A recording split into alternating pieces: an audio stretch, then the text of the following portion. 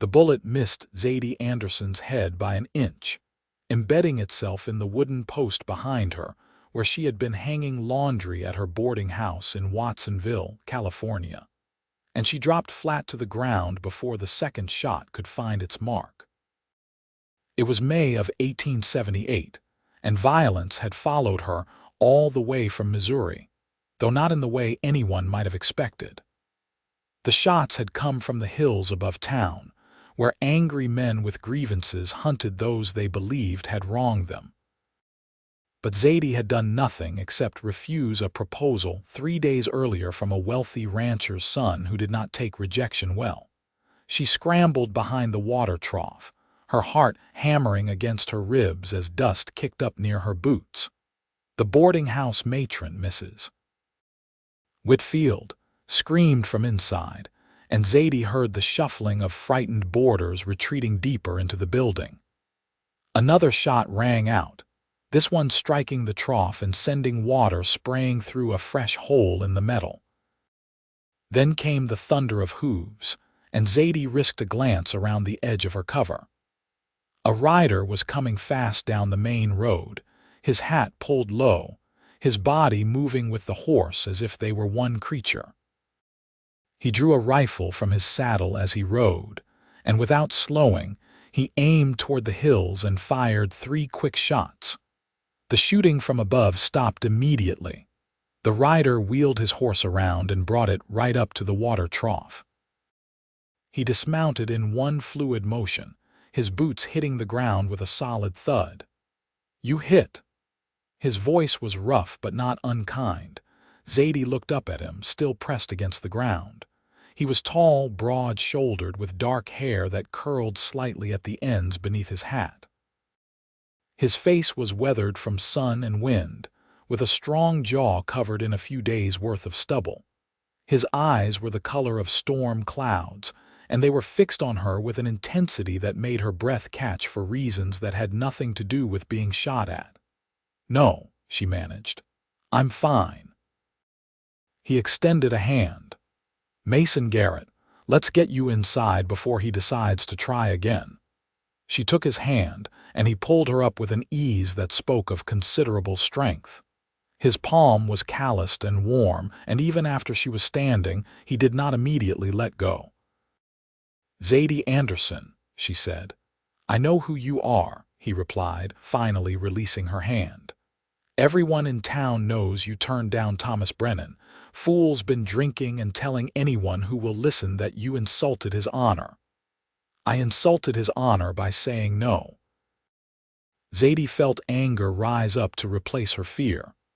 "What kind of world do we live in where a woman cannot refuse a man without being shot at?" Mason's expression darkened. "Not a just one. Come on." He placed a hand on the small of her back, guiding her toward the boarding house door. The touch was light, respectful, but it sent warmth spreading through her body despite the circumstances. Inside, Mrs. Whitfield fussed over Zadie while Mason spoke with 2 other men who boarded there. Within minutes, it was decided that Mason would ride to the sheriff's office and report the incident, while the others would keep watch at the boarding house in case Thomas returned. "I will be back before sunset," Mason told Zadie before he left, "to make sure you are all right." "You don't need to do that," Zadie said, though part of her hoped he would come anyway. "I know I don't need to." He settled his hat back on his head. "But I am going to." After he left, Zadie sat in the small room she rented on the 2nd floor and tried to calm her racing thoughts. She had come to Watsonville 6 months ago after leaving Missouri, seeking a fresh start in California where the weather was kinder and the opportunities seemed endless. She had found work helping Mrs. Whitfield run the boarding house, cooking and cleaning and managing the books. It was honest work, and it kept her fed and sheltered, but it also kept her alone. At 23, most women her age were married with children already. Zadie had received proposals before, Thomas Brennan being merely the latest and most persistent. She had refused them all for one simple reason: though it was not one she could easily explain to the men who asked for her hand. They saw her dark hair, her clear skin, her strong body that could work from dawn to dusk without complaint. They assumed she would make a fine wife and mother. They did not know the truth, could never know the truth until it was too late to take back their offers. She pressed a hand to her stomach, that hollow place that would never quicken with life. The doctor in Missouri had been blunt when she was 19, after the accident with the runaway wagon that had left her injured and bleeding in a ditch for hours before anyone found her. The damage was permanent, he had said. She would never conceive a child. At first, she had thought it might not matter. Surely a man could love her for herself, not just for the children she might bear him. But the first time she had confessed her condition to a suitor, he had looked at her with such disappointment and pity that she had wanted to sink into the ground.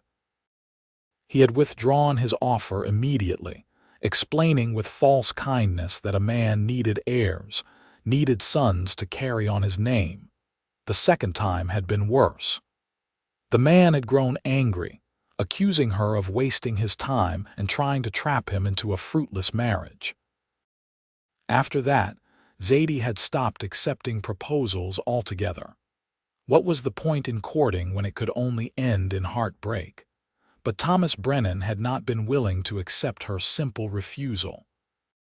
He had pressed and pressed, showing up at the boarding house with flowers and expensive gifts that Zadie would not accept. When she finally told him in plain terms that she would never marry him, he had left in a fury. She had thought that was the end of it. She had been wrong. As promised, Mason returned before sunset. He found Zadie in the kitchen, helping Mrs. Whitfield prepare dinner for the boarders. He stood in the doorway, his hat in his hands, and waited until Zadie noticed him. "Sheriff is looking for Thomas," he reported. "Sent deputies to his father's ranch. He won't get away with this." "Thank you," Zadie said. She wiped her hands on her apron. "I am grateful for your help earlier. You might have saved my life. I am glad I was riding past." He shifted his weight, looking uncharacteristically uncertain. "Miss Anderson, I wonder if I might speak with you privately for a moment." Mrs. Whitfield made a shooing motion. "Go on, dear. I can finish the potatoes." Zadie untied her apron and led Mason to the front parlor, which was empty at this hour. They sat in chairs positioned near the window, where the last of the day's light slanted through the curtains. "I will be direct," Mason said. "I own a ranch about 5 miles from town. It is not the biggest spread in the county, but it is mine, paid for with money I earned working cattle drives up from Texas. I have 60 head of cattle, good grazing land, and a house that is solid even if it is not fancy." Zadie's heart sank. Not this. Not from him too. "Mr. Garrett, let me finish, please." He leaned forward, his elbows on his knees. "I have been watching you since you came to town. Not in a strange way, but I have noticed you. How hard you work. How kind you are to everyone, even when they don't deserve it. How you laugh with Mrs. Whitfield over some joke while you are washing dishes. I admire you, Miss Anderson." "You don't know me," Zadie said quietly. "Then let me get to know you." His gray eyes met hers. "I am not asking you to marry me tomorrow. I am asking if I might court you properly, with your permission." Zadie stood abruptly and walked to the window. Outside, the street was peaceful in the golden hour before dusk. A dog trotted past. 2 children chased each other around a wagon, normal life continuing as if her world was not tilting sideways. "I cannot," she said, "because of Thomas Brennan. I promise you I am nothing like him. I would never, it is not that." Zadie gripped the windowsill. "You seem like a good man, Mr. Garrett, truly, but I cannot accept your offer of courtship." She heard him stand and move closer, though he kept a respectful distance. "Is there someone else?" "No." "Then why? If I have offended you somehow, you have not." She turned to face him. This was the moment. The moment when he would look at her differently, when the warmth would leave his eyes and be replaced by disappointment or pity or anger. She might as well get it over with. "I have a condition, Mr. Garrett, a medical condition. I cannot bear children. Ever. So you see, there is no point in you courting me. You will want sons to help you run your ranch, and I cannot give you that." She waited for his expression to change, for him to make his excuses and leave. Instead, he simply looked at her with those steady gray eyes and said, "Then I will love just you." Zadie stared at him. "What? If you cannot have children, then I will love just you." He said it as if it were the simplest thing in the world. "That is not a reason to refuse me."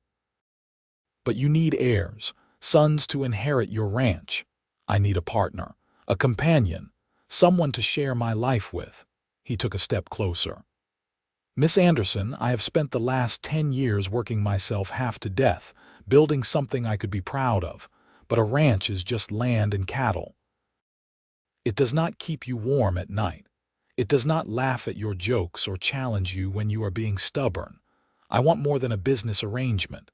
I want a real marriage with a woman I admire and respect. If children are part of that, fine.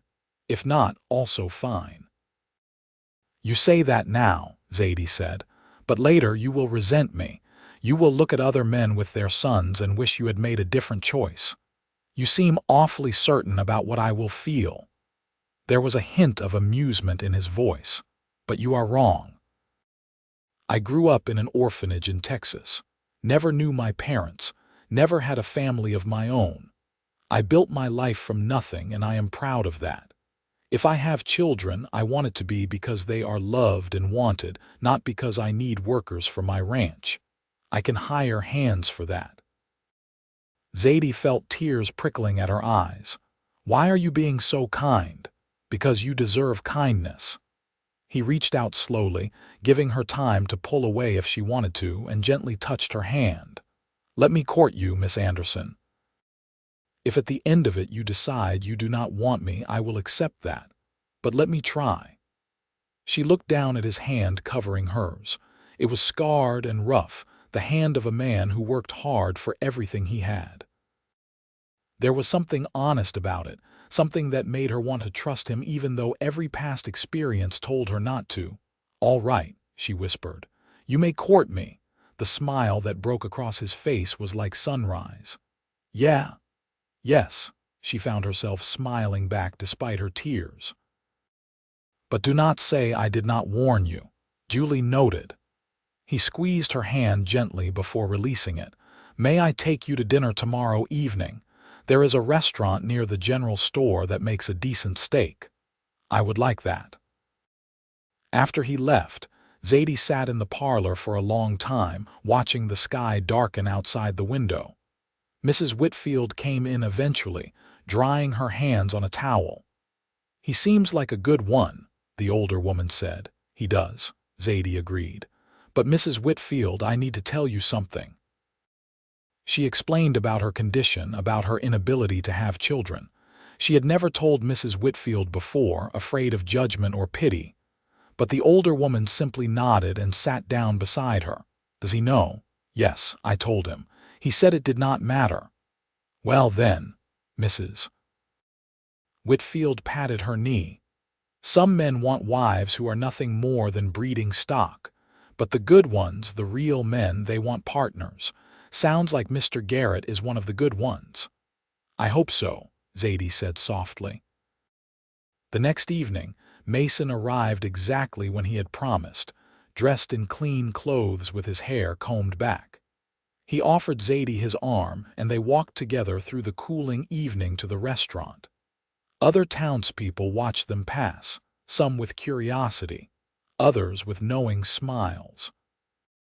News traveled fast in a small town. Over dinner, they talked. Mason told her about his childhood in the orphanage, about running away at 14 to work on a cattle drive, about slowly saving every penny until he could buy his own land. Zadie told him about growing up in Missouri, about her parents who had died of fever when she was 20, about her decision to come west and start fresh. "You miss Missouri?" he asked. Sometimes. I miss the green. California is beautiful, but it is brown this time of year. Missouri was so green in the spring. She took a sip of water.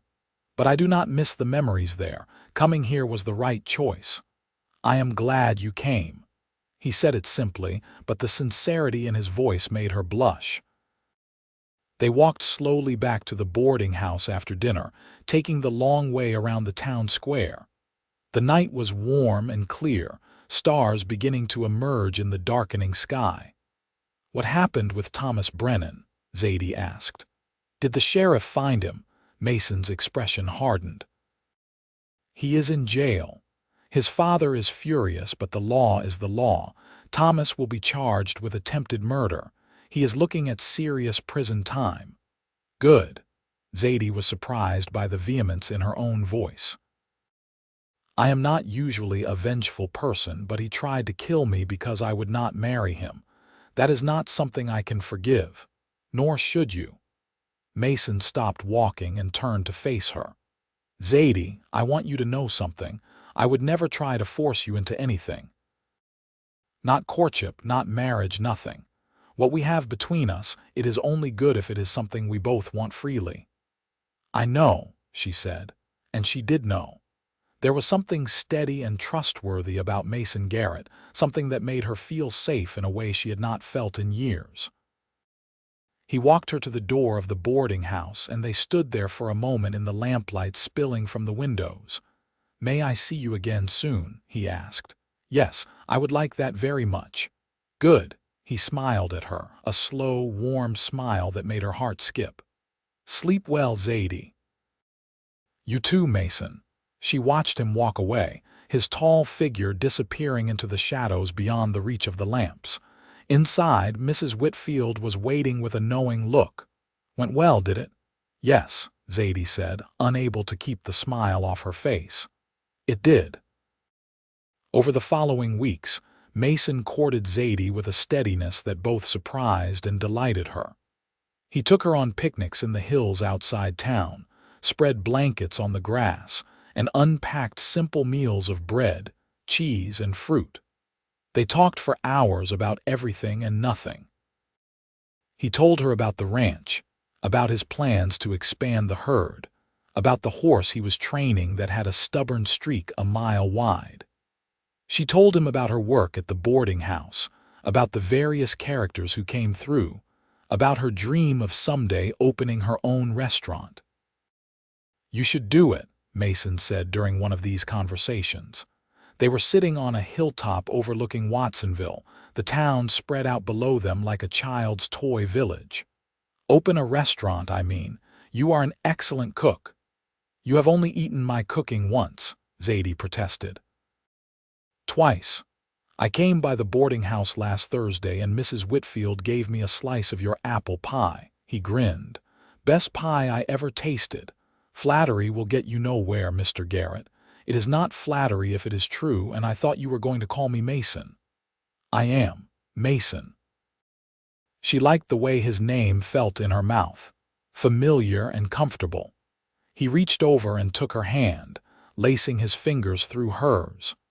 This had become a common gesture between them, this casual touching that spoke of growing intimacy. Each time he touched her, Zadie felt a thrill run through her, a mixture of excitement and something deeper, something that felt like coming home. "I am falling in love with you," Mason said suddenly. "I wanted you to know that." Zadie's breath caught. They had been courting for 6 weeks now, but he had not spoken of love before. She looked at their joined hands, at the way his thumb was stroking gently over her knuckles. "I am falling in love with you too," she admitted. "It terrifies me." "Why?" "Because I keep waiting for something to go wrong, for you to change your mind, or for some disaster to strike, or for this to all turn out to be some elaborate dream." She met his eyes. "I am not used to things working out, Mason." "Then it is time you got used to it." He lifted her hand to his lips and kissed her knuckles softly. "I am not going anywhere, Zadie. You are stuck with me." She laughed, a sound of pure joy that echoed across the hillside. I suppose there are worse fates. In July, Mason invited Zadie to visit his ranch. He picked her up early on a Sunday morning in a wagon pulled by two sturdy horses. The ride took them out of town and into rolling hills dotted with oak trees. The land was dry and golden in the summer heat, but there was a wild beauty to it that took Zadie's breath away. The ranch house came into view around a bend in the road. It was a simple structure, wood planks weathered to a silvery gray, with a wide porch across the front. Behind it were a barn, a corral, and several other outbuildings. Cattle grazed in the distance, dark shapes against the golden grass. "It is wonderful," Zadie said. Mason helped her down from the wagon, his hands on her waist steady and sure. "Come inside. I want to show you something." The inside of the house was sparse but clean. The main room served as both kitchen and living area with a stone fireplace at one end. There were two other rooms off the main space, which Mason explained were the bedroom and a small study. "It is not much," he said, looking around as if seeing it through her eyes. "But it could be more. If you wanted, we could add rooms, make it bigger. Or I could build a whole new house if you preferred." Zadie walked to the window and looked out at the land stretching toward the horizon. "Why would we need a bigger house? For you? For us?" He came to stand behind her, close but not touching. "Zadie, I know we have only been courting a couple of months, but I am sure of what I want. I want you to be my wife. I want you to live here with me, to build a life together." She turned to face him. "Are you proposing?" "Not yet. Not officially. I want to do it right, with a ring and everything proper." He reached up and gently tucked a strand of hair behind her ear. "But I wanted you to see the ranch, to see what I am offering. I wanted you to be able to imagine yourself here." Zadie looked around the room again, but this time she saw it differently. She imagined curtains on the windows, rugs on the floors, herbs growing in pots on the windowsill. She imagined waking up here every morning, making breakfast while Mason came in from feeding the animals. She imagined evenings on the porch, watching the sunset together. "I can imagine it," she said quietly. "I can imagine being happy here." The smile that broke across Mason's face was radiant. He pulled her into his arms and she went willingly, resting her head against his chest. She could hear his heartbeat, strong and steady. His hand came up to stroke her hair and she felt a peace settle over her that she had never experienced before. "Stay for lunch," he said. "I will cook for you for once." "You can cook. I can make beans and biscuits without burning them." "That counts as cooking." She laughed against his chest. "All right, I will stay." They spent the afternoon together at the ranch. Mason showed her around the property, introduced her to his favorite horse, a black mare named Sage who nuzzled Zadie's pockets looking for treats. He pointed out where he wanted to dig a new well, where he thought a vegetable garden might thrive if someone was willing to tend it. "Someone meaning me?" Zadie asked with amusement. "Only if you wanted to. I am not trying to put you to work before we are even married. I like gardening. My mother taught me when I was young." Zadie looked at the spot he had indicated. "That is good soil there. We could grow quite a lot." Mason repeated. "I like the sound of that." When he took her back to town that evening, they rode in comfortable silence for most of the journey. As they approached the boarding house, Mason said, "There is a dance next Saturday at the town hall. Would you go with me?" "I would love to." The dance was a lively affair, with half the town in attendance. A group of musicians played fiddles and guitars, and couples spun around the floor in reels and waltzes. Mason was not the most graceful dancer, but he was enthusiastic, and he made Zadie laugh with his determination to keep up with the music.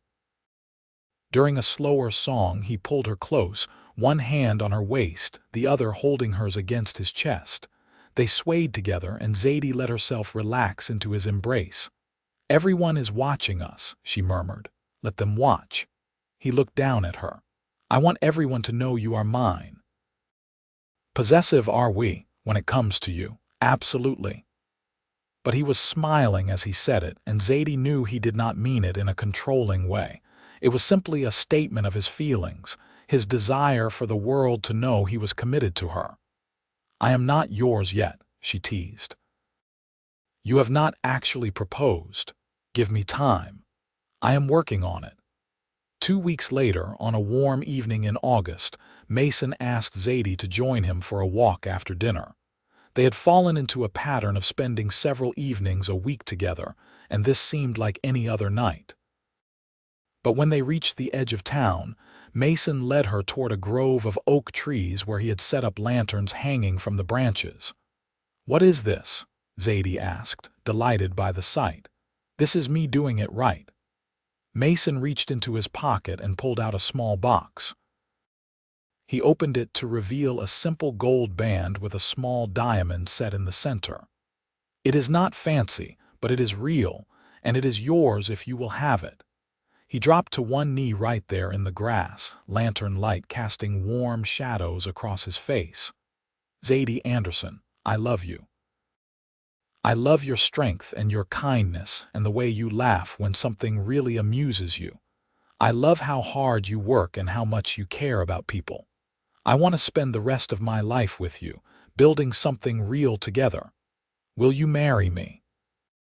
Zadie felt tears streaming down her face, but they were happy tears. "Yes. Yes, Mason, I will marry you." He stood and slipped the ring onto her finger, and then he was kissing her, his arms wrapped around her waist, lifting her off the ground. She clung to him, kissing him back with all the love and hope that had been building in her heart over these past months.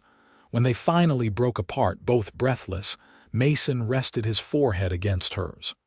"I am going to make you so happy, Zadie, I promise." "You already have," she said. They were married in September at the small church in Watsonville. It was not a large wedding, just close friends and a few townspeople who had gotten to know them. Mrs. Whitfield cried through the entire ceremony. Mason wore a new suit that he had ordered specially from San Francisco, and Zadie wore a simple white dress that she and Mrs. Whitfield had sewn together over the past month.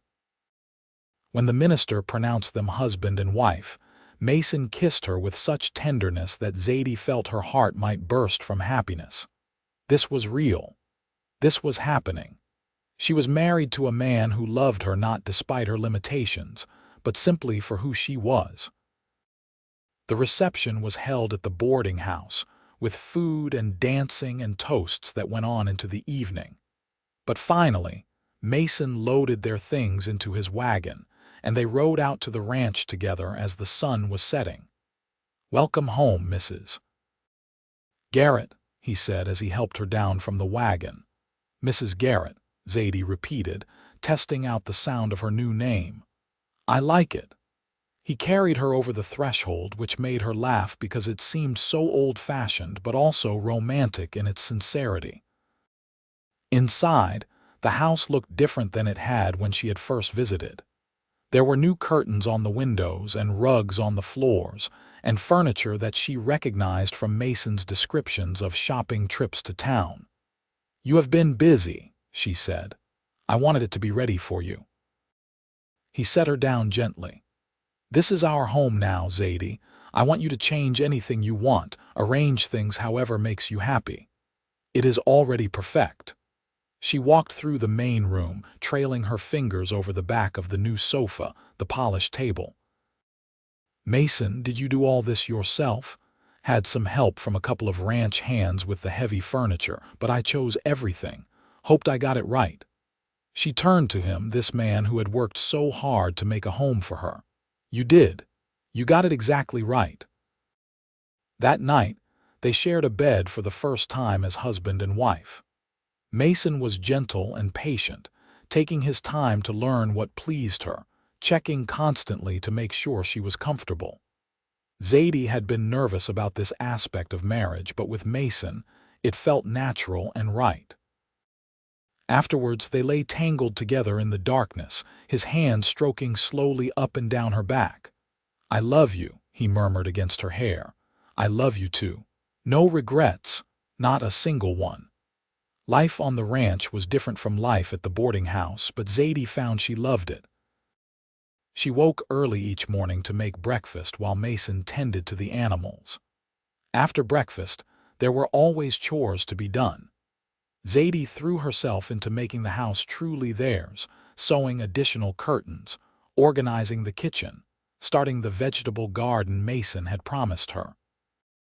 In the afternoons, she sometimes rode out to where Mason was working with the cattle. He had taught her to ride properly, and she had discovered a love of being on horseback, the freedom of moving across the open land. They would have lunched together under the shade of an oak tree, and Mason would tell her about his plans for the ranch, about new cattle he wanted to buy, about improvements he wanted to make.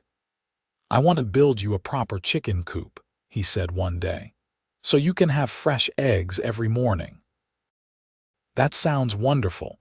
I could also raise chickens to sell in town, bring in a little extra money." "You do not need to work, Zadie. I can provide for us." "I know you can, but I like being useful. I like contributing." She looked at him seriously. "I do not want to just be here, Mason. I want to be a partner in this ranch, in this life we are building. You are a partner. You always were." He leaned over and kissed her. "If you want to raise chickens to sell, then we will raise chickens to sell, whatever makes you happy." By December, Zadie had established herself as an excellent cook known throughout the area. She began selling eggs, butter, and baked goods in town, and the extra income was welcome as they continued to improve the ranch. She and Mason worked together to build a larger barn, to repair fences, to prepare for the winter on Christmas morning. They exchanged simple gifts.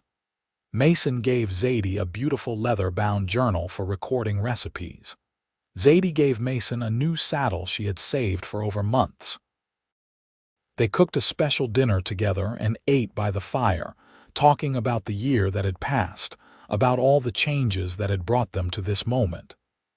"This time last year, I did not even know you existed," Zadie said. "It is strange how life works. Best thing that ever happened to me, you coming to Watsonville." Mason pulled her closer against his side. They were sitting on the floor in front of the fireplace, wrapped in blankets. "I do not even want to imagine what my life would be like if I had not been riding past the boarding house that day. Thomas Brennan would have eventually gotten bored of shooting at me and gone home. Do not joke about that. It still makes me angry when I think about it." He kissed the top of her head. "You could have died, but I did not. And instead I got you." She tilted her face up to look at him. Everything worked out exactly as it was supposed to. As winter gave way to spring of 1879, Zadie found a new rhythm in her life. She was happier than she had ever been, settled in a way she had not thought possible after the accident in Missouri. Some mornings, she would wake up and have to remind herself that this was real, that she really did have this life, this home, this man who loved her unconditionally. But there were also hard days. Days when she saw women in town with babies on their hips and felt a pang of loss for what she could never have. Days when Mason's ranch hands talked about their children, and she had to excuse herself before anyone saw the tears in her eyes. Mason noticed, of course. He always noticed.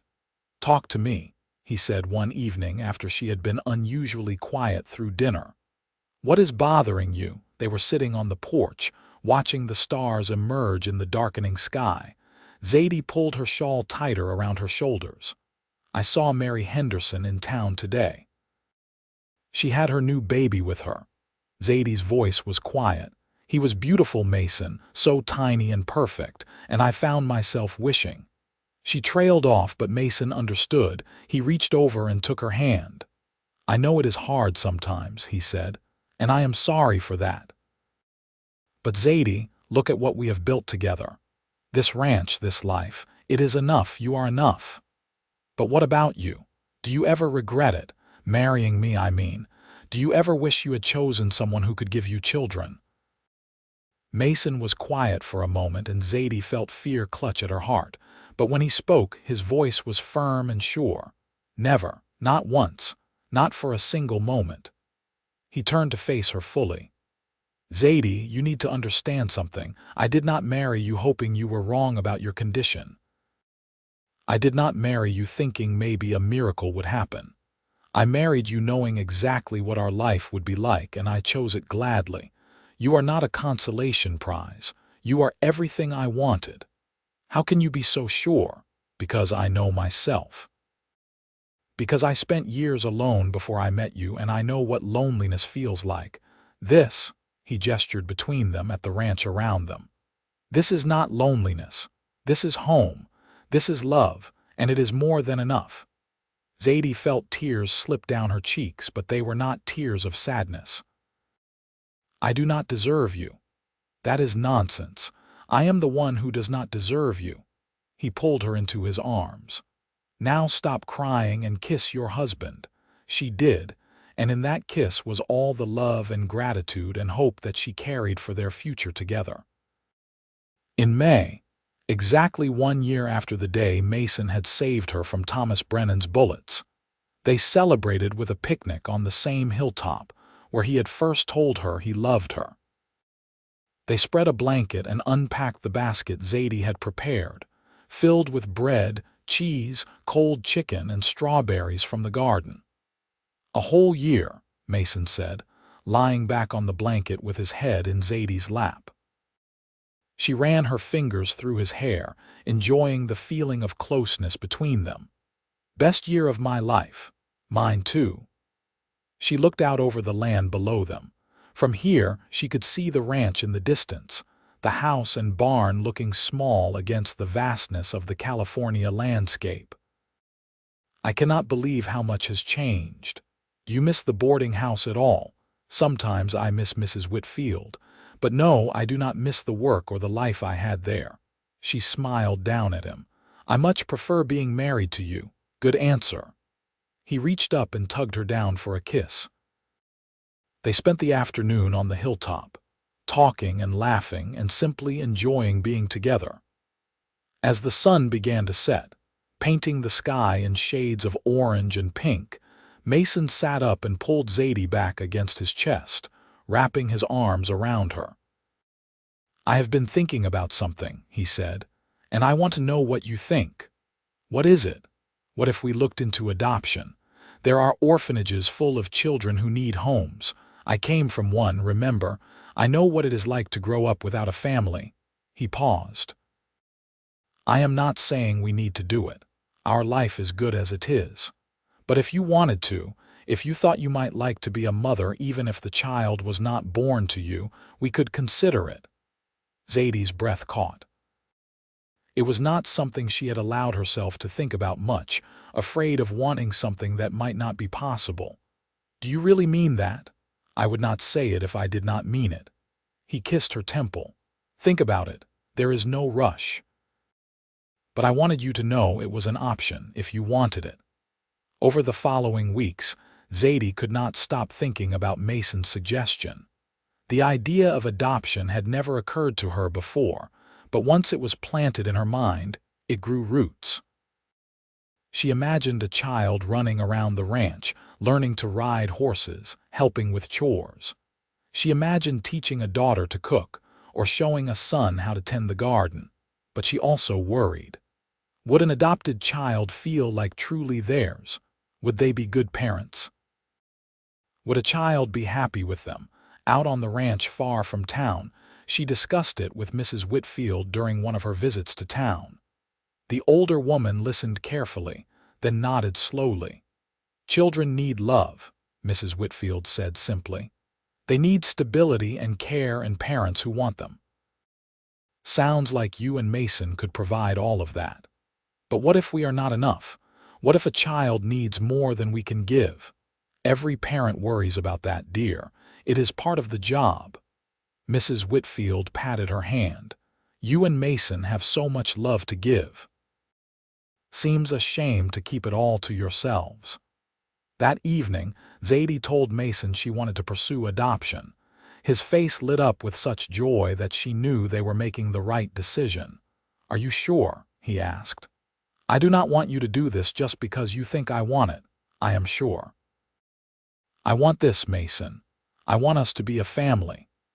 The process of adoption turned out to be more complicated than they had anticipated. They traveled to an orphanage in San Francisco, making the journey over rough roads in their wagon. The city was overwhelming after the quiet of ranch life, full of noise and people and chaos. The orphanage was a large, stern-looking building run by a woman named Mrs. Crawford, who reminded Zadie of a hawk, all sharp eyes and angular features. She interviewed them extensively about their finances, their home, their reasons for wanting to adopt. "We have many children in need of homes," Mrs. Crawford said, "but I must be sure they are going to good situations. These children have already suffered enough hardship." "We understand," Mason said. "We want to provide a good home, a loving home." Mrs. Crawford studied them for a long moment, then nodded. "Very well. Let me introduce you to some of our children." They met several children that day. Some were very young, barely more than babies. Others were older, with wary eyes that had seen too much. Zadie felt her heart break a little with each introduction, wishing she could take them all home. But then Mrs. Crawford brought them to meet a girl named Rose. She was 7 years old, small for her age, with tangled blonde hair and suspicious green eyes.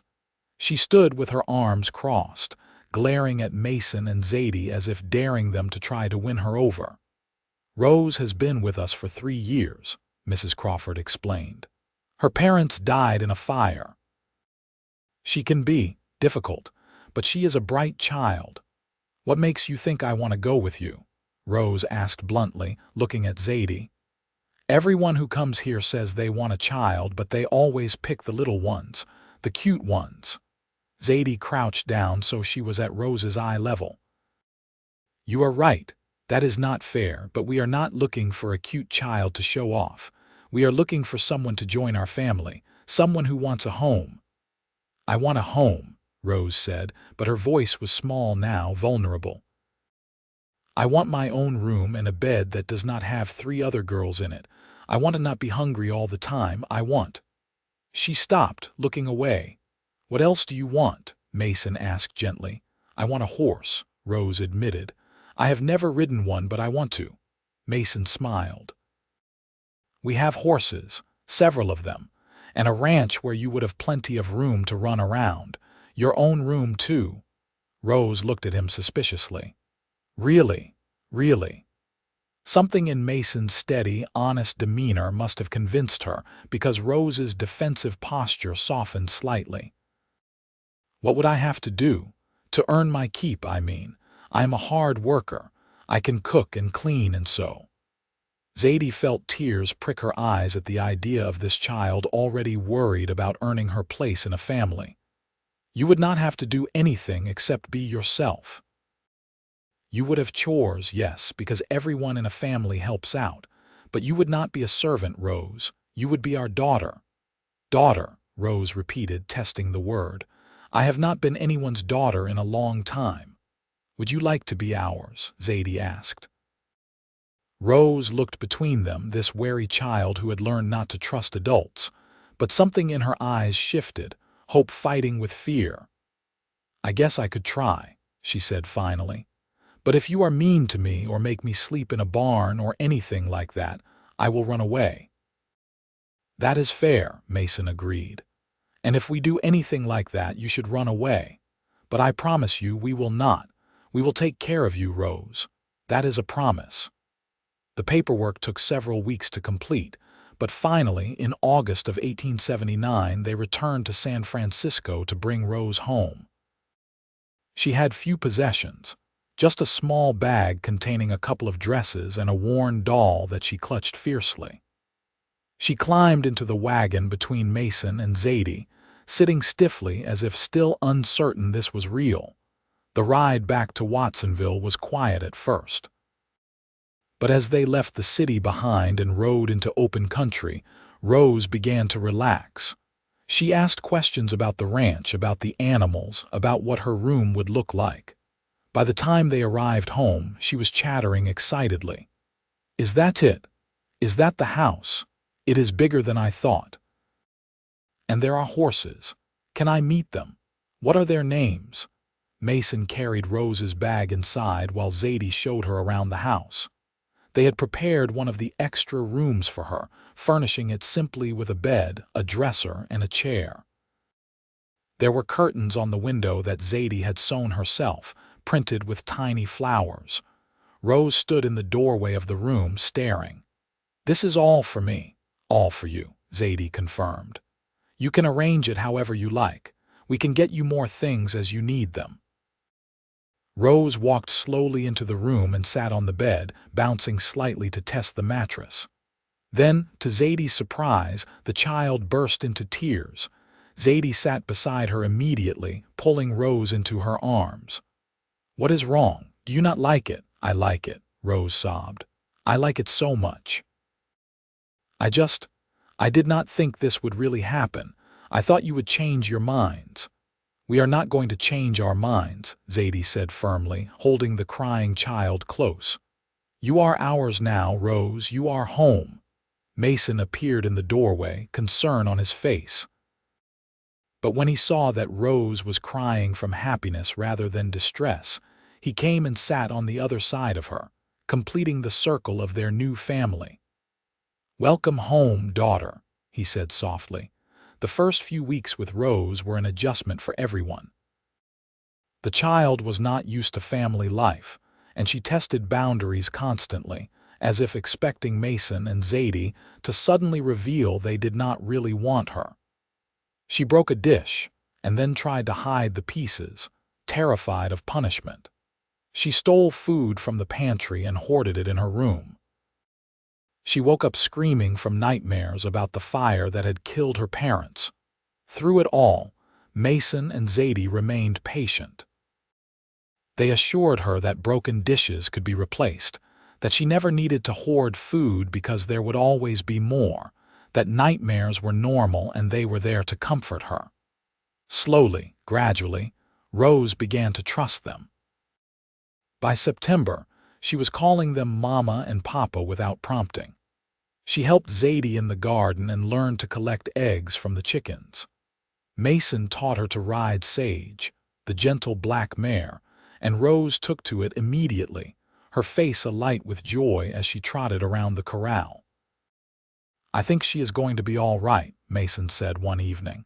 He and Zadie were sitting on the porch after Rose had gone to bed, enjoying the cool night air.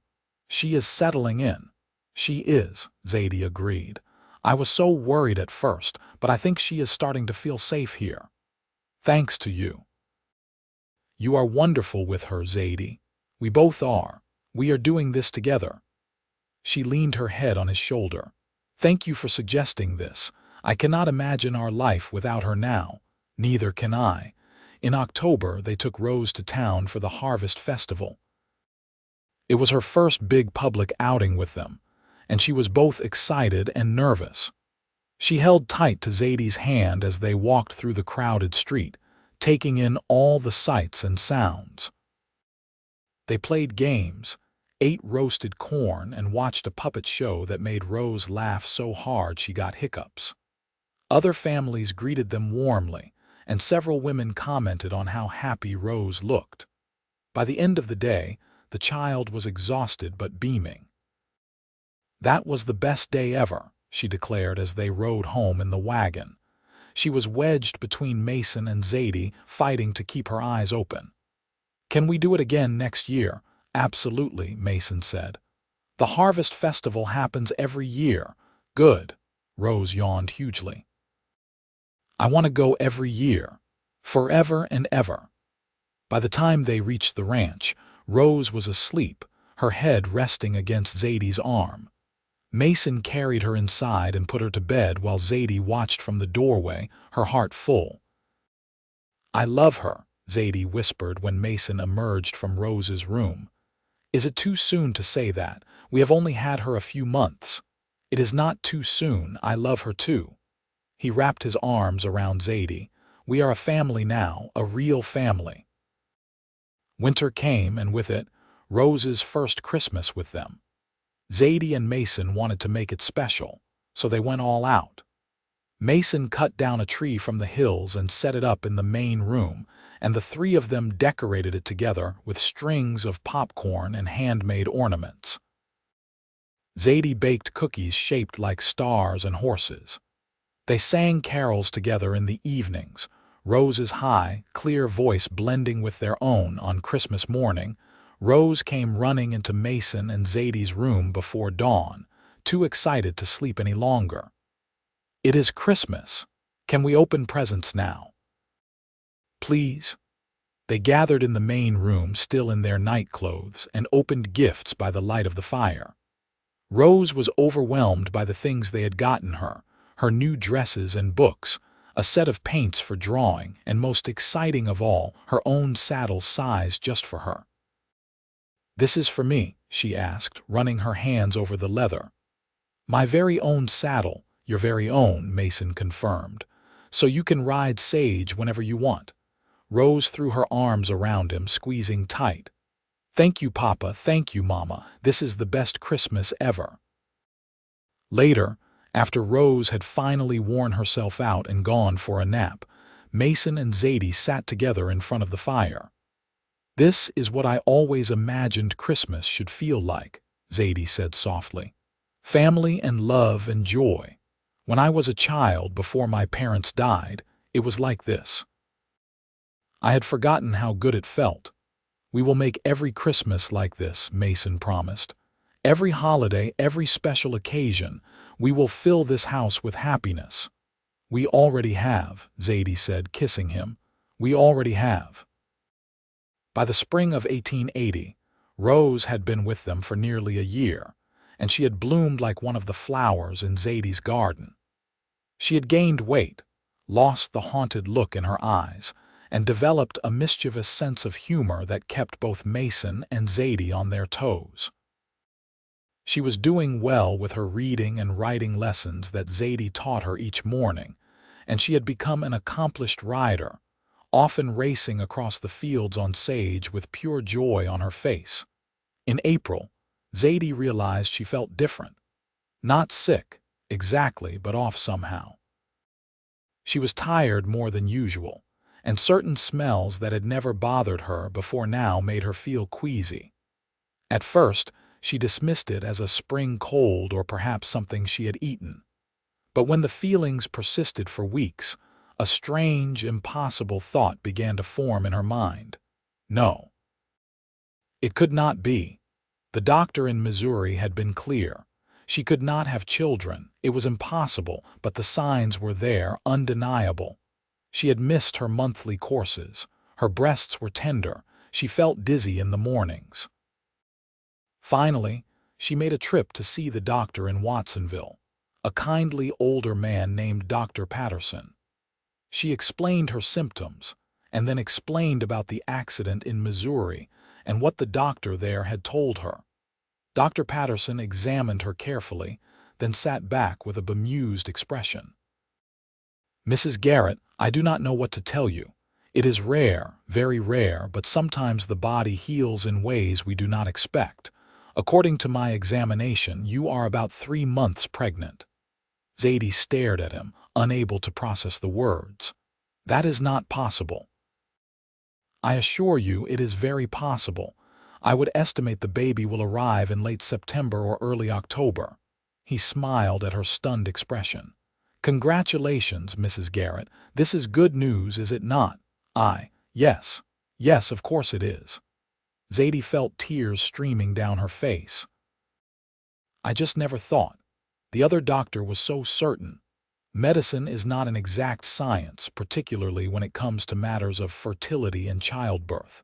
Your body has clearly repaired itself to some degree. It is unusual but not unheard of."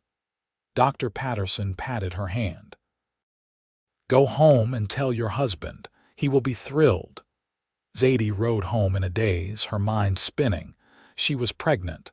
After all these years of believing it was impossible she was going to have a baby, how was she going to tell Mason? How was she going to tell Rose? When she arrived at the ranch, Mason was in the barn repairing some tack. He looked up as she entered, and his smile faded when he saw her expression. "What is wrong? Did something happen in town? I need to tell you something." Zadie's voice was shaking. "I went to see Dr. Patterson." Mason was beside her instantly, his hands on her shoulders. "Are you ill? What did he say?" "I am not ill, Mason, I am pregnant."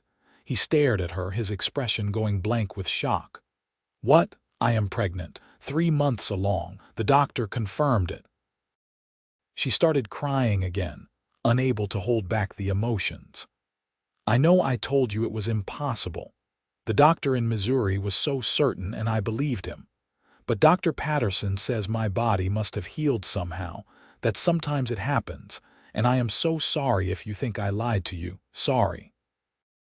Mason's voice cracked. "Zadie, why would you be sorry?"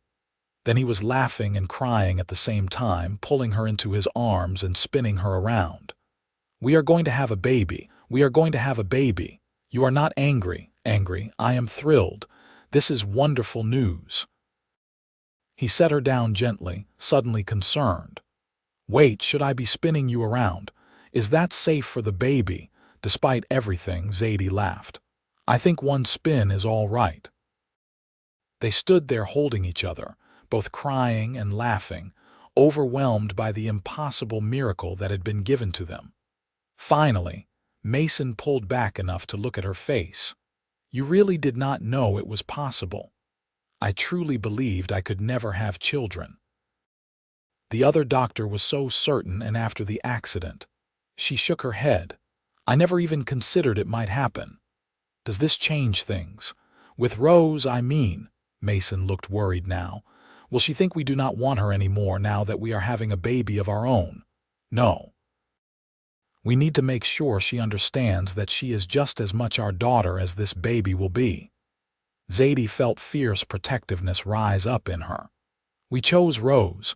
We will love both our children equally." "Agreed. Should we tell her now?" "Let me think about how to do it. I want to make sure we say it right." That evening after dinner, Zadie and Mason called Rose into the main room. The child came in looking slightly worried, as if she thought she might be in trouble. "Am I in trouble?" she asked immediately. "No, sweetheart, we just have something to tell you." Zadie patted the sofa beside her. "Come sit." Rose sat, looking between them with curiosity and a hint of lingering fear. Mason sat on her other side, so she was between them. "Rose, do you remember when we adopted you?" Zadie began. "We told you that you were our daughter, that you were part of our family forever." "Yes." Rose's voice was small. "Did you change your mind?" "No." Both Zadie and Mason said it at once, and Rose relaxed slightly. "We want you to know that nothing is going to change that," Mason said. "You are our daughter. You will always be our daughter. We love you, and that is never going to change." "Then what is it?" Rose asked, confused now. Zadie took a deep breath. "Rose, I am going to have a baby. You are going to be a big sister." Rose's eyes went wide. "Really? A baby? Really?" "The baby will arrive in the fall, probably in September or October." Zadie watched Rose's face carefully, trying to gauge her reaction. "How do you feel about that?" Rose was quiet for a long moment, thinking. Then she said, "Will you still love me, even when the baby is here?" "Oh, Rose." Zadie pulled the child into her arms. "We will always love you, always. This baby does not change how much we love you. If anything, it makes our family bigger. You will have a little brother or sister." "I always wanted a sibling," Rose said quietly. "At the orphanage, I used to pretend the other girls were my sisters, but they were not really." "This will be really your sibling," Mason said, "and you will be really their sister. You are all our children, Rose, all equally loved." Rose thought about this, then nodded slowly. "All right. I think that is good. I can help with the baby, right? I can hold it and teach it things." "Absolutely. You will be a wonderful big sister." Rose smiled, a genuine smile that lit up her whole face. "I am going to teach the baby to ride horses. As soon as it is big enough, I will show it how." "That sounds perfect," Zadie said, relief flooding through her. Rose was going to be all right with this. They were all going to be all right. As the summer progressed, Zadie's pregnancy became more obvious. Her belly swelled, and she had to let out her dresses to accommodate the growing child inside her. Rose was fascinated by the whole process, often putting her hand on Zadie's stomach to feel the baby kick. "It is strong," Rose declared after one particularly vigorous kick. "I think it will be a good rider." "You think everyone should be a good rider," Mason teased. He had become even more protective of Zadie now that she was pregnant, constantly worrying about her doing too much work. Zadie had to keep reminding him that she was pregnant, not fragile. "I am fine," she said for the 100th time when Mason tried to stop her from carrying a basket of laundry. "Women have been having babies since the beginning of time. I can manage a little laundry." "Let me do it anyway," he said, taking the basket from her. "Please, it makes me feel useful." She softened at the sincerity in his voice. "All right, but you have to stop treating me like I am made of glass." "I will try." "But Zadie, after so many years of thinking this could never happen, and now it is happening. I do not want to take any chances. I want you and the baby to be safe." "We will be safe. Dr. Patterson says everything is progressing normally. The baby is healthy, and so am I." In September, as Zadie's due date approached, Mrs. Whitfield came out to the ranch to stay with them and help with the birth. The older woman bustled around, organizing things and making preparations with an efficiency that Zadie found both comforting and slightly overwhelming. "I helped deliver 43 babies in my time," Mrs. Whitfield declared. "You are in good hands, dear." Rose had been sent to stay with a neighbor family for a few days, much to her disappointment. But Zadie and Mason felt it was best if she was not there during the birth itself. They promised to send for her immediately afterwards so she could meet the new baby right away. The labor began on a warm evening in late September. Zadie felt the first pains around dinner time, and within a few hours, they were coming strong and regular. Mason wanted to fetch the doctor immediately, but Mrs. Whitfield assured him it would be hours yet, and there was no need to rush. "First babies take their time," she said calmly. "Go boil some water and fetch me clean towels. Make yourself useful instead of hovering over her like a worried hen." As the labor progressed through the night, Zadie discovered that childbirth was both harder and more natural than she had expected. The pain was intense, but there was also something right about it, some ancient knowledge built into her body that knew what to do. Mason stayed by her side the whole time, holding her hand, wiping her forehead with a cool cloth, whispering words of encouragement. "You can do this," he said over and over. "You are the strongest person I know. You can do this." And she did. As the sun rose on a new day, Zadie gave one final push, and suddenly there was a baby crying, loud and strong and alive. Mrs. Whitfield worked quickly, cleaning the infant and wrapping it in a blanket before placing it in Zadie's arms. "You have a son," Mrs. Whitfield announced with satisfaction. "A healthy baby boy." Zadie looked down at the tiny face, red and scrunched up from crying, and felt her heart expand in a way she had not known was possible. This was her son, her child, the baby she had been told she would never have. "Mason," she whispered, "look at him."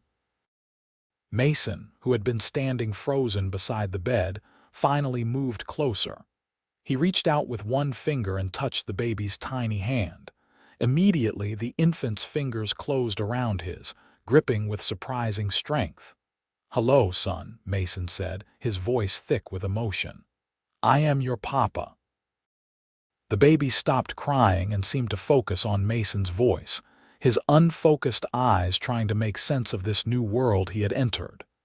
Zadie watched them together, her husband and her son, and felt tears of pure joy stream down her face.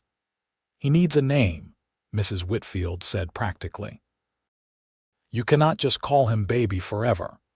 Mason and Zadie had discussed names over the past months, but now that the baby was here, Zadie found herself wanting something different than what they had chosen. "Matthew," she said suddenly. "I want to name him Matthew. It means gift from God, and that is what he is. A gift we never expected." "Matthew Garrett," Mason said, testing it out. "I like it. Matthew it is." They sent word to the neighbors, and soon Rose came running up to the house, bursting with excitement. She climbed carefully onto the bed beside Zadie, staring at the baby with wide eyes. "He is so small," she whispered. "Is he supposed to be that small?" "All babies are small at first," Zadie explained. "He will grow. Rose, this is your brother Matthew." "Matthew," Rose repeated. She reached out tentatively and touched the baby's cheek. Matthew turned his head toward her touch, his mouth opening in a rooting reflex. "He likes me." "Of course he likes you. You are his big sister." Zadie shifted slightly so Rose could see better. "Do you want to hold him?" Rose's eyes went huge. "Really? I can hold him, of course. Just support his head like this." Zadie carefully transferred the baby into Rose's arms, showing her how to cradle him properly. Rose sat very still, staring down at Matthew with an expression of complete wonder. "I have a brother," she said softly. "A real brother." "A real brother," Zadie confirmed. "And you are his real sister. Family is not just about blood, Rose, it is about love, and we are all family here." Over the following weeks, they settled into the rhythms of life with a newborn. Matthew was a relatively easy baby, sleeping well and eating eagerly. Rose was a devoted big sister, constantly wanting to help with his care. She would fetch diapers, help with baths, and sing to him when he fussed. Mason was besotted with his son, often holding him for hours while the baby slept against his chest. "I never thought I would have this," Mason said one evening. He was sitting in the rocking chair they had bought, Matthew asleep in his arms while Zadie and Rose worked together to fold laundry. "A family, a real family of my own." "Neither did I," Zadie said. She looked around at her family, at her husband and her daughter and her son, and felt overwhelming gratitude for the strange twists of fate that had brought them all together. "But here we are." "Here we are," Mason agreed, smiling at her. As fall turned to winter, life on the ranch continued. Matthew grew, reaching new milestones that delighted everyone. Rose started helping more with the ranch work, showing a natural aptitude for handling animals. Zadie returned to her routines of cooking and tending the garden, though now with a baby strapped to her back or playing on a blanket nearby. The following spring brought new challenges and joys. The cattle herd needed to be moved to summer pastures, which meant long days of hard work for Mason. Zadie managed the household and cared for the children, with Rose increasingly helpful as she grew older and more responsible. In May of 1881, nearly 3 years after the day Mason had saved Zadie from Thomas Brennan's bullets, they celebrated Rose's 9th birthday with a party. Friends from town came out to the ranch, and there was food and games and laughter. Rose, who had once been a wary, suspicious child, was now confident and happy, surrounded by people who cared about her. "Make a wish," Zadie instructed as Rose prepared to blow out the candles on her cake. Rose closed her eyes, thought for a moment, then blew. When she opened her eyes again, she was smiling. "I wished that we could all be together like this forever." "That is a good wish," Mason said, ruffling her hair, "and I think it is one that will come true." That night, after the guests had gone home and the children were in bed, Mason and Zadie sat together on the porch. It was their favorite time. these quiet moments after the day's work was done when they could simply be together. "I have been thinking," Mason said, "about expanding the ranch. Maybe buying some more land to the east. The property next to ours is going up for sale, and I think we could afford it if we saved carefully." "That sounds like a good idea." Zadie leaned against his shoulder. "We have been doing well. Your hard work is paying off." "Our hard work," he corrected. "You do just as much as I do, Zadie. Maybe more, with caring for the children and managing the household and still finding time to sell eggs and baked goods in town. We are a good team," she said simply. "The best." He kissed the top of her head. "I love you, you know. More now than I did the day we married, which I would not have thought possible." "I love you too. You saved my life in more ways than one, Mason Garrett." "No, we saved each other." They sat in comfortable silence, watching the stars emerge in the darkening sky. Inside, their children slept safely. Around them, the ranch hummed with quiet life. This was everything Zadie had never dared to dream she could have, and it was more than enough. It was everything. In the summer of 1881, Zadie realized she was pregnant again. This time, she recognized the signs immediately and was able to share the news with Mason early. He was thrilled, though also worried about her handling the ranch work while pregnant and caring for 2 young children. "We will manage," Zadie assured him. "We always do." Rose was excited about the prospect of another sibling. At 9 years old, she was old enough to be a real help with the children, and she took her role as big sister very seriously. "I hope it is a girl this time," Rose confided to Zadie. "I love Matthew, but it would be nice to have a sister to play with too." "We will love the baby no matter what," Zadie said, "but I understand what you mean." This pregnancy was easier than the first, perhaps because Zadie knew what to expect. She continued her normal activities well into her 8th month, only slowing down when Dr. Patterson insisted she needed to rest more. The baby arrived in March of 1882, another relatively quick labor that resulted in a healthy daughter with a full head of dark hair and her father's gray eyes. They named her Grace, because Zadie said she was a grace note in the symphony of their lives, an unexpected blessing that made everything more beautiful. Rose was enchanted with her baby sister, constantly wanting to hold her and help care for her. Matthew, now 18 months old, was less impressed, viewing the new baby with suspicion until he realized she was staying. Then he became protective of her in his own toddler way, bringing her toys and patting her head gently. "Our family is complete now," Mason said, holding Grace while Rose and Matthew played nearby. 2 beautiful daughters and a fine son. What more could a man want? "Nothing," Zadie agreed, settling beside him. "This is everything." But life, as it always does, continued to bring changes. In the summer of 1883, Mrs. Whitfield fell ill. Zadie brought her out to the ranch to care for her, setting her up in the spare room. The older woman who had been such a source of support and wisdom was now frail and weak, her body finally succumbing to age and illness. She died peacefully in September, surrounded by people who loved her. Zadie grieved deeply for the woman who had been like a mother to her since she came to Watsonville. They buried Mrs. Whitfield in the cemetery in town, and half the town turned out for the funeral, a testament to how many lives she had touched. "She would have been proud of you," Mason told Zadie afterwards. "Of the life you have built, the family you have raised." "I hope so," Zadie said softly. "She taught me so much about kindness and perseverance. I wish she could have been with us longer." But even in grief, there was comfort to be found in family. Rose, now 11, helped care for her younger siblings and took on more responsibilities around the ranch. Matthew, at 3, was a bundle of energy, constantly running and climbing and getting into mischief. And Grace, just over a year old, was starting to walk and babble, her personality beginning to emerge.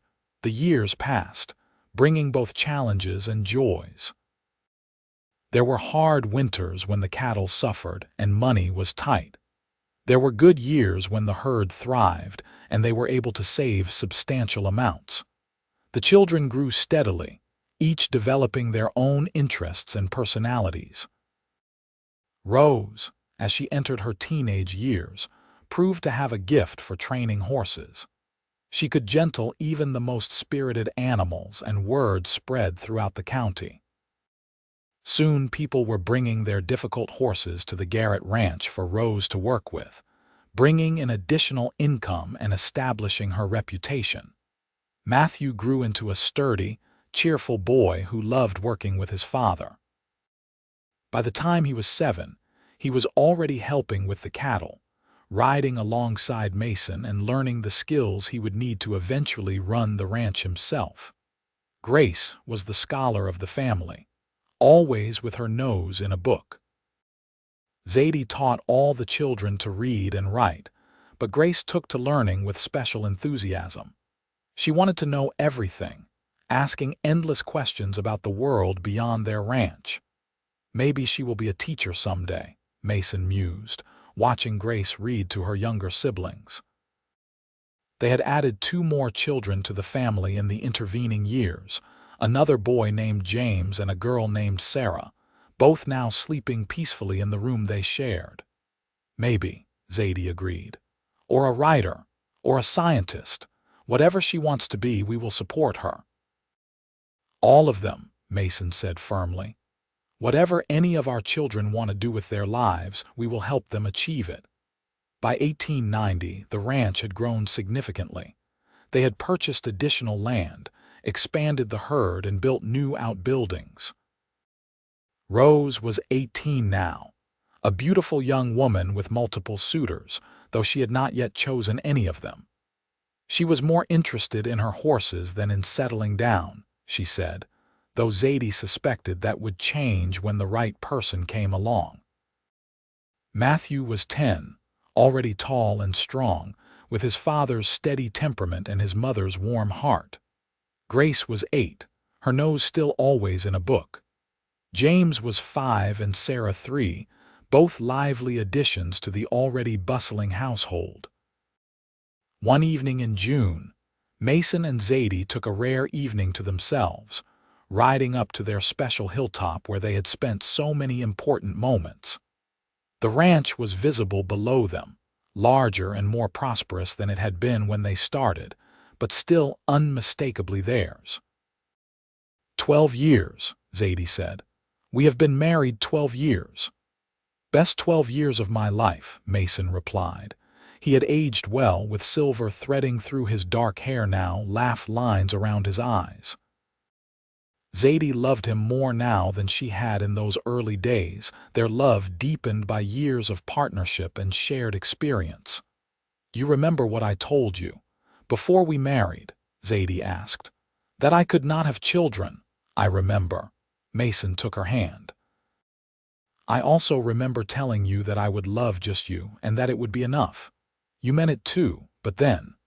She gestured toward the ranch below where their children were safely tucked in for the night. Life had other plans. It did.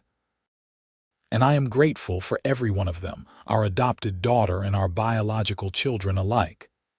He squeezed her hand. But Zadie, I want you to know something.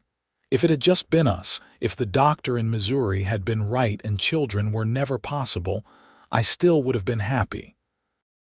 You are what made my life complete, not the children. They are blessings, absolutely, but you are the foundation everything else is built on. Zadie felt tears prick her eyes. After 12 years of marriage, he could still make her cry with the sincerity of his love. How did I get so lucky? I think I am the lucky one. He pulled her close. A beautiful wife, a house full of children, a successful ranch. What more could I ask for? Nothing, Zadie said, resting her head on his shoulder. We have everything we need right here. They sat together on the hilltop as the sun set, painting the sky in brilliant shades of orange and pink and purple. Below them, Their ranch glowed in the last light of day. Their life together, built from nothing, built on love and trust and mutual respect, was everything they had ever hoped for and more. When they finally rode back down to the ranch, the stars were out in full force, a canopy of light above them. Inside the house, Rose was reading to the younger children before bed, her voice carrying through the open windows. It was a scene of such domestic peace and happiness that both Mason and Zadie paused for a moment to take it in. "This is what I dreamed of," Mason said quietly. "Back in that orphanage when I was a boy, when I had nothing and no one. I dreamed of having a home full of love and warmth and family. You made that dream come true." "We made it come true," Zadie corrected. "Together." They walked into the house hand in hand, ready to join their children for the evening rituals of bedtime stories and tucking in. This was their life now, rich and full and exactly what it was meant to be. The cowboy and the woman who thought she could never have the family she longed for had built something beautiful together. And it was a testament to the power of love that looked beyond limitations and saw only possibilities. As Zadie kissed each of her children good night, she thought about how far she had come from that terrified woman being shot at behind a water trough. She thought about the moment Mason had said he would love just her, and how those words had changed everything.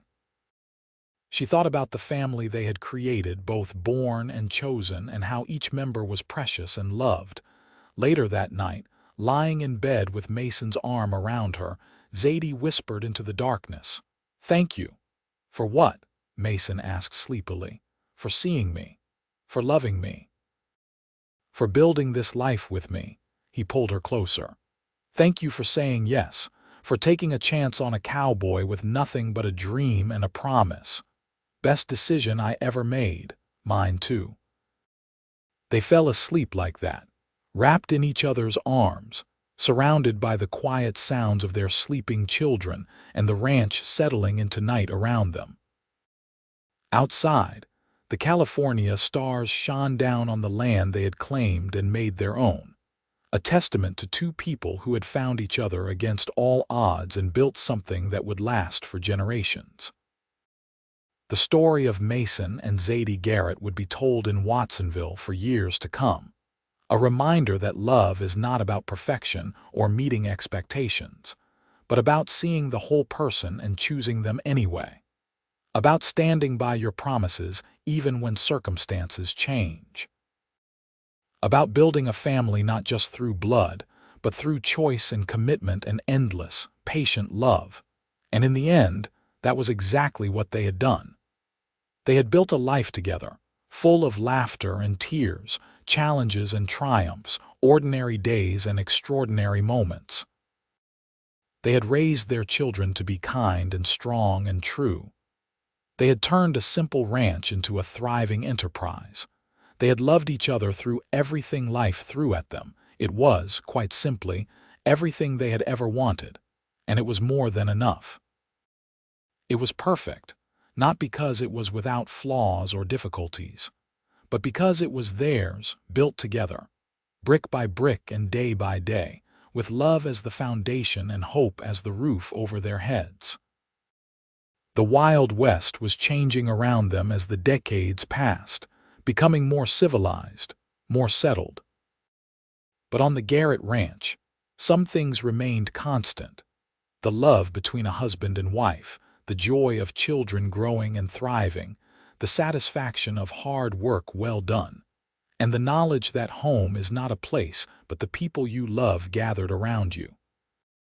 And so they lived, Mason and Zadie and their children, through the changing seasons and the passing years, building their legacy one day at a time, one choice at a time, one moment of love at a time. It was a story that started with a bullet and a rescue, but it became so much more, a testament to the enduring power of love to transform lives and create families and build futures that no one could have predicted. In the end, when they were old and gray and surrounded by grandchildren, Mason would take Zadie's hand and say, "I would do it all again, every single moment." And Zadie, looking at the life they had built together, at the family that surrounded them, at the ranch that had started as a dream and become a reality, would smile and reply, "So would I. So would I." That was their story. The cowboy who promised to love just one woman and kept that promise faithfully. And the woman who thought she could never have the life she wanted but found it anyway, in the steady gray eyes of a man who saw past her limitations to the person she truly was. Together, they proved that love, real love, is about choosing each other every day, supporting each other's dreams, and building something beautiful out of nothing but faith and determination and endless devotion. And they lived happily ever after, because that is what happens when two people refuse to give up on each other or themselves, when they work together toward common goals, when they let love guide their decisions and shape their future. The Garrett family thrived for generations after, but it all started with one cowboy, one woman, one promise, and one choice to believe that love, just love, could be enough to build a whole world upon.